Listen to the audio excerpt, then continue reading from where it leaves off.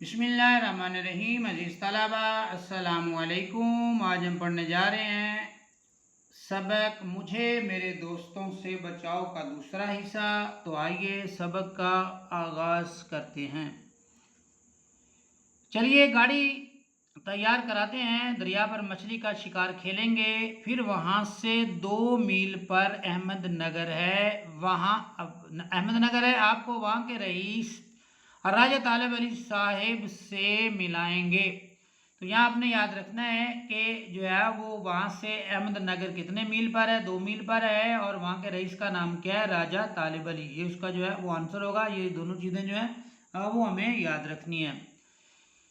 میرا ماتا وہیں ٹھنکا، ماتا ٹھنکا مطلب کہ وہ کہتا ہے میں فکر مند ہوا، مجھے فکر لاحق ہوئی کہ اگر یہی حال رہا تو یہاں بھی فرصت معلوم، تو یہاں بھی فرصت مجھے جو ہے فراغت جو ہے وہ نہیں ملے گی۔ مصنف کہتے ہیں یہاں بھی فراغت ملنا مشکل ہے۔ خیر سینکڑوں ہیلے حوالوں سے اس وقت تو میں بچ گیا، اور میرے میزبان بھی میری وجہ سے نہ گئے، مگر مجھے بہت جلد معلوم ہو گیا کہ جس ان کا یعنی یکسوئی کی تلاش میں میں سرگرداں ہوں، تلاش کر رہا ہوں، مارا پھر رہا ہوں جس یکسوئی کے لیے، وہ مجھے یہاں بھی نہ ملے گی۔ میں جلدی سے اٹھ کر اپنے کمرے میں آیا اور اس وقت ذرا غور سے اس میز کے سامان کو دیکھا جو میرے لکھنے پڑھنے کے لیے تیار کی گئی تھی۔ میز پر نہایت قیمتی کامدار کپڑا پڑا ہوا تھا، زری کے کام والا کپڑا، قیمتی کامدار کپڑا جس پر ایک قطرہ گرانا گناہ کبیرہ سے کم نہ ہوگا۔ ایک قطرہ جو ہے وہ سیاہی جو ہے مصنف کہتے ہیں گرانا جو ہے وہ گناہ عظیم ہوگا۔ چاندی کی دوات مگر سیاہی دیکھتا ہوں تو سوکھی ہوئی دوات تو چاندی کی ہے، مگر جو ہے سیاہی جو ہے وہ اس کی جو ہے وہ خشک ہے، اس میں انک جو ہے وہ نہیں ہے۔ انگریزی قلم نہایت قیمتی اور نایاب ناپید جس کا ملنا جو ہے وہ مشکل ہے۔ قلم قیمتی ہے، نایاب ہے، مگر اکثر میں نب ندارد، اکثر میں نب ہی کوئی نہیں، نب غائب ہے جس سے لکھتے ہیں۔ جاذب کاغذ، جاذب پرکشش کاغذ، ایک مخملی جلد کی کتاب، نرم جلد کی کتاب، مگر لکھنے کا کاغذ کا پتہ نہیں، جس کاغذ پہ لکھنا اس کا پتہ ہی کوئی نہیں، وہ ہے ہی نہیں اس طرح۔ بہت سا اعلیٰ درجے کا بیش قیمت مہنگا سامان میز پر تھا، مگر اکثر اس میں سے میرے کام کا نہیں، اور جو چیزیں ضرورت کی تھیں وہ موجود نہیں۔ آخرکار میں نے وہیں اپنا پرانا استعمالی مطلب کہ جسے مصنف جو ہے وہ پہلے استعمال کرتے تھے، مصنف کہتے ہیں وہ پرانا استعمالی مگر مفید بکس، وہ جو اپنا اس کا صندوق تھا، اپنی معمولی دوات اور قلم، جس نے اب تک نہایت ایمانداری سے میری مدد کی تھی اور میرے پرخ منتشر یا بکھرے ہوئے خیالات کو تیزی کے ساتھ کفس کاغذ میں بند کیا تھا، کاغذ کے پنجرے میں مطلب لکھنے میں مدد کی تھی، کفس پنجرے کو کہتے ہیں، نکالا اور لکھنا شروع کیا۔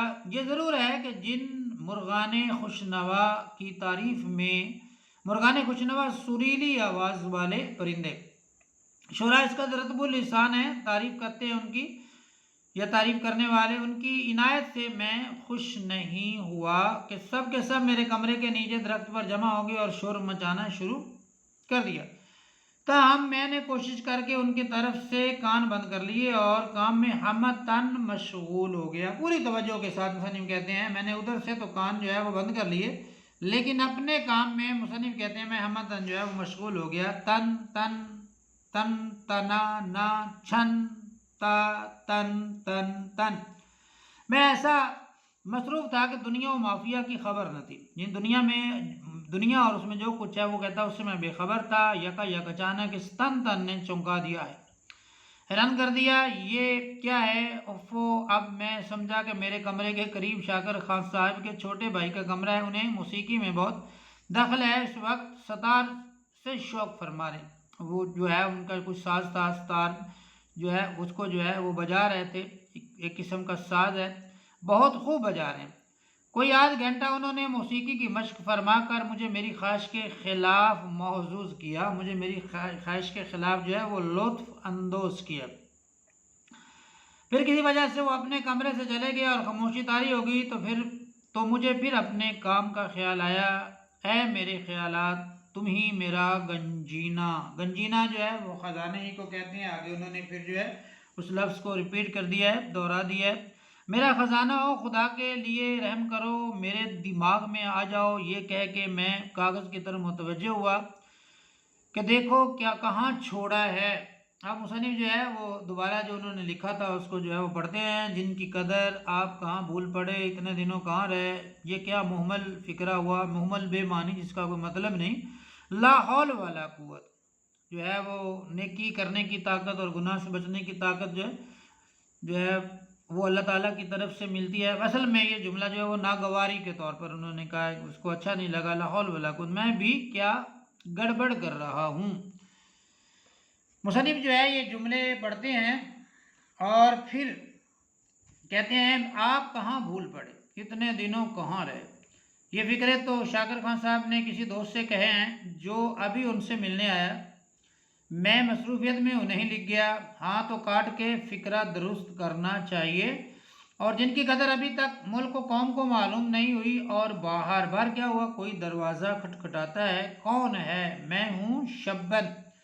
اب مصنف کا جو ہے وہ جو ملازم تھا اس کا نام ہم نے خیراتی بڑھائے، اور یہ جو ہے اگلا نام جو ہے یہ مصنف کے جو دوست محمد شاکر خان صاحب ہیں، یہ ان کا ملازم ہے اور اس کا نام ہے شبن۔ تو دونوں ملازمین کے نام بھی آپ یاد رکھیں گے، خیراتی کس کا ملازم ہے اور شبن کس کا ملازم۔ میں ہوں شبن سرکار نے کہا ہے کہ اگر آپ کو تکلیف نہ ہو تو نیچے ذرا سی دیر کے لیے تشریف لائیے، کوئی صاحب آئے ہوئے ہیں اور سرکار انہیں آپ سے ملانا چاہتے ہیں، یعنی کہ کوئی ان کو جو ہے وہ ملنے آئے ہوئے ہیں شاکر خان صاحب کو، تو شاکر خان صاحب جو ہے وہ مصنف کو بھی، اپنے دوست کو بھی ان سے ملانا چاہتے ہیں۔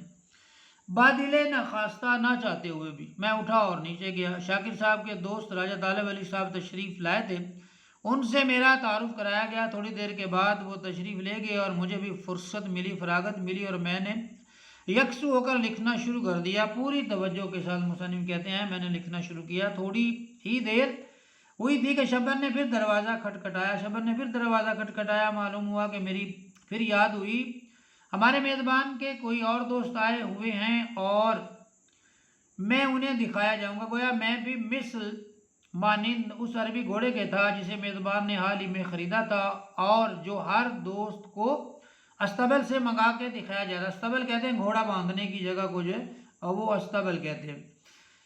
ان دوست سے نجات پا کر اور بھاگ کر میں پھر اپنے کمرے میں آیا، خیالات غائب ہو گئے تھے، فکرہ سر نو پھر بنانا پڑا، نئے سرے سے جو ہے وہ سر نو نئے سرے سے فکرہ بنانا پڑا۔ طبیعت اچاٹ ہو گئی، بیزار ہو گئی، بہزار دقت، بڑی مشکل سے پھر بیٹھا اور لکھنا شروع کیا۔ اب کی مرتبہ خوش قسمتی سے کوئی آدھ گھنٹہ ایسا ملا جس میں کوئی آیا گیا نہیں۔ اب میرا قلم تیزی سے چل رہا ہے اور میں لکھ رہا ہوں۔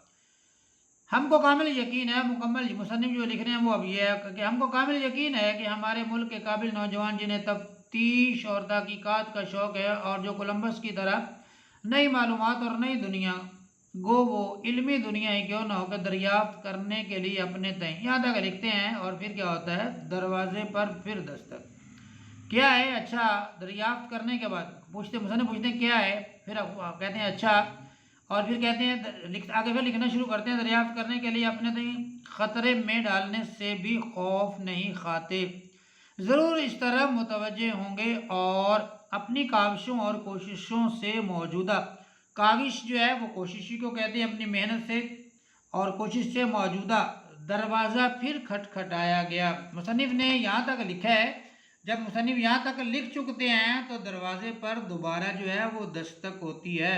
ہاں حضور سرکار آپ کا انتظار کر رہے ہیں، کھانا ٹھنڈا ہوا جاتا ہے۔ مصنف جو ہے وہ ملازم آتا ہے اور جو ہے وہ ان کو پیغام دیتا ہے کہ سرکار آپ کا انتظار کر رہے ہیں، کیوں کر رہے ہیں، کیونکہ کھانا جو ہے وہ ٹھنڈا ہو رہا ہے، آپ کو کھانے کے لیے بلایا جا رہا ہے۔ مجھے خیال نہیں رہا سرکار سے عرض کرنا میرا انتظار نہ کریں، میں پھر کھا لوں گا، اس وقت مجھے کچھ ایسی بھوک نہیں۔ اس کے بعد مصنف لکھنے لگتے ہیں، اور آئندہ نسلوں کو زیر بار احسان کریں گے، احسان مند کریں گے، ان پہ احسان کریں گے۔ یہی نوجوان ہیں جو قوم کی کشتی کو خدا کی مدد پر بھروسہ کر کے خطرات سے بچاتے اور ساحل مراد تک پہنچاتے ہیں۔ زندگی اور موت کا لا ینحل مسئلہ، یا لا ینحل مسئلہ، ایسا مسئلہ جو کبھی حل نہیں ہو سکتا۔ दस्तक क्या है? सरकार कहते हैं अगर आप थोड़ी देर में खाएंगे तो हम भी उसी वक्त खाएंगे, मगर खाना ठंडा होकर बिल्कुल ख़राब हो जाएगा। अच्छा भाई लो अभी आया। मुसन्निफ आगे से उनको जवाब देते हैं कि अच्छा भाई लो अभी आया। ये कह के मुसन्निफ खाने के लिए जाता है। ये कह के मैं खाने के लिए जाता हूँ, सबसे मुआज़रत करता हूँ। मेज़बान नहायत अखलाक से फरमाते हैं, उनके जो मेज़बान हैं, उनके जो दोस्त हैं, वो कहते हैं वो नहायत अखलाक से फरमाते हैं। चेहरे पर थकन मालूम होती है, क्या बहुत लिख डाला? देखो मैं तुमसे कहता था ना कि शहर में ऐसी फुर्सत और खामोशी कहाँ, सिवाय इसके कि मैं आमन्ना व सदक ना कहूँ, यानी कि जो कहा उन्होंने जो कहा उसको मान लो। वैसे तो ये इसका मान ये है आमन्ना मैं ईमान लाता हूँ, ईमान लाया और उसकी तस्दीक करता हूँ। कहूँ और क्या कह सकता था। अब खाने पर इसरार होता है, जिस चीज़ से मुझे रगबत नहीं, मुसन्निफ कहते हैं जिस चीज़ का मुझे शौक नहीं वही खिलाई जाती है। खाने के बाद मेज़बान साहब फरमाते हैं दोपहर को तुम्हें गाड़ी में चलना होगा। दोपहर कहते हैं दिन का तीसरा हिस्सा, पहला पहर और फिर दोपहर दूसरा पहर और उसके बाद दोपहर तीसरा पहर। और ये एक पहर 3 घंटे का होता है और 24 घंटे में 8 पहर होते हैं। दोपहर को तुम्हें गाड़ी में चलना होगा। मैं तुम्हें इस वास्ते यहाँ नहीं लाया कि सख्त दिमागी काम करके अपनी सेहत खराब कर लो। वापस कमरे में आकर मैं थोड़ी देर इस गरज से लेटता हूँ कि ख्यालात जमा कर लूँ और फिर लिखना शुरू कर दूँ, मगर अब ख्यालात कहाँ मजमून उठाकर देखता हूँ ज़िंदगी और मौत का ला यनहल मसला, ना हल होने वाला मसला। उसके मुतालिक क्या लिखने वाला था? इन अल्फाज के बाद कौन से अल्फाज दिमाग में थे? अब कुछ ख्याल नहीं कि उसको पहले फ़िक्रे से क्यों कर रब्त करना था, मतलब उसको पहले फ़िक्रे से कैसे जो है वो मिलाना था। मुसन्निफ जो है वो ये कहते हैं यूँ ही पड़े पड़े नींद आ जाती है, तीसरे पैर उठता हूँ तो दिमाग बहुत सही पाता हूँ। ज़िंदगी और मौत का ला यनहल मसला, ज़िंदगी और मौत का ऐसा मसला जो हल होने वाला नहीं है, बिल्कुल हल हो जाता है। पूरा फिक्रा आईने की तरह साफ हो जाता है। मैं खुशी खुशी उठकर मेज़ पर गया और लिखना चाहता था कि फिर वही दस्तक।